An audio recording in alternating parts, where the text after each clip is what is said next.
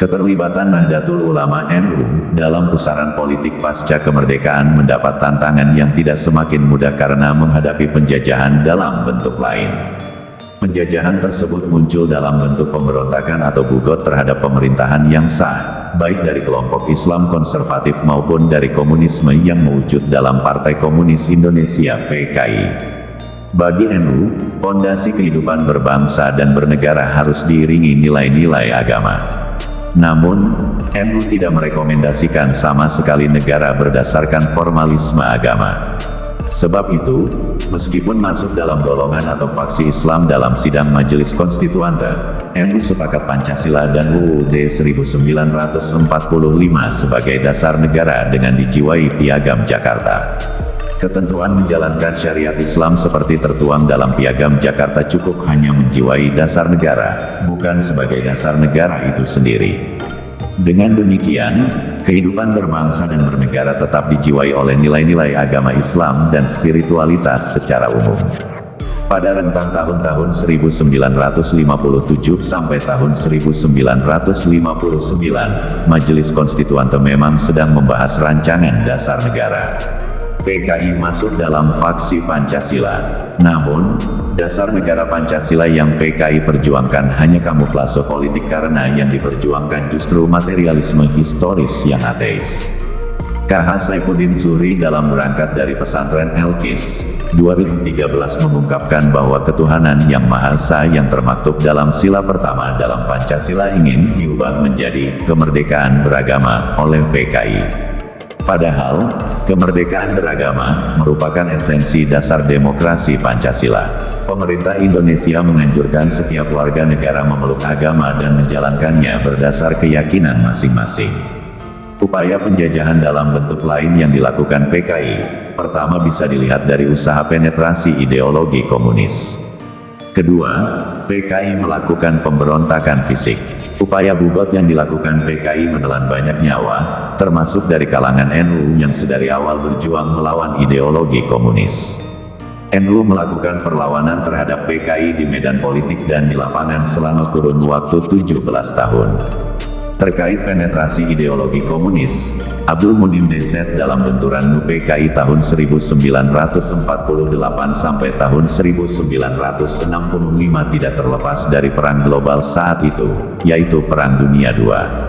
Marxisme merupakan pemikiran yang lahir dari filsafat Barat yang berjuang melawan perkembangan kapitalisme. Namun, keduanya lahir dari budaya yang sama, keduanya sama-sama ateis dan materialis.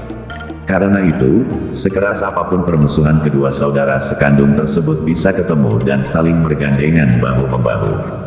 Kapitalisme dan imperialisme Barat bisa bergandengan tangan dengan komunisme Soviet dalam menghadapi fasisme Nazi, Jepang, dan Italia dalam Perang Dunia II. Begitu juga dengan kolonialisme Belanda yang kapitalis itu bisa bekerja sama dengan komunisme yang sosialis dalam menghadapi Jepang dan dalam pemberontakan Madiun. Para kiai NU tidak menutup mata, bahkan melek terhadap penetrasi ideologi itu. Sedari awal kalangan pesantren menolak segala bentuk penjajahan atau kolonialisme, baik saat Belanda dan Jepang menjajah bangsa Indonesia.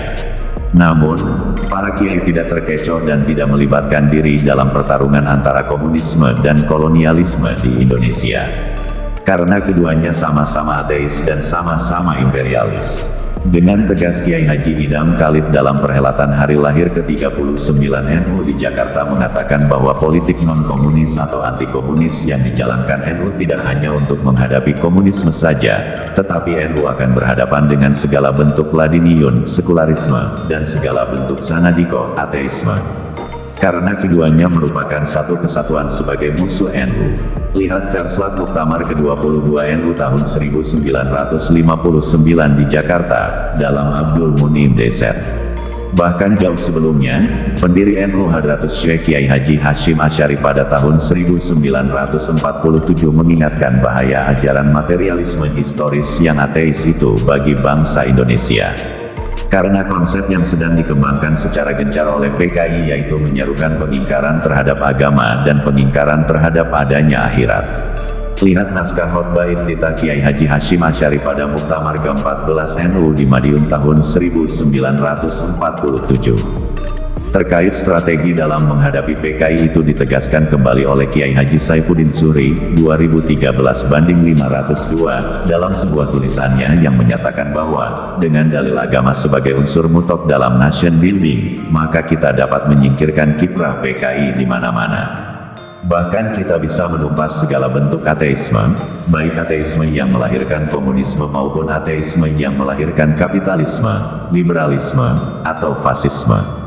Setiap ideologi yang berbahaya tidak hanya bisa dilawan dengan kekerasan dan senjata, tetapi juga harus dihadapi dengan kesadaran beragama.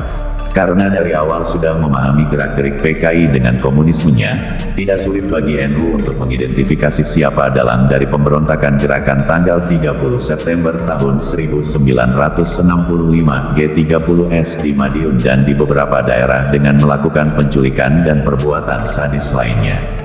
Sebab saat itu, belum banyak yang mengetahui siapa dalang bugot tersebut.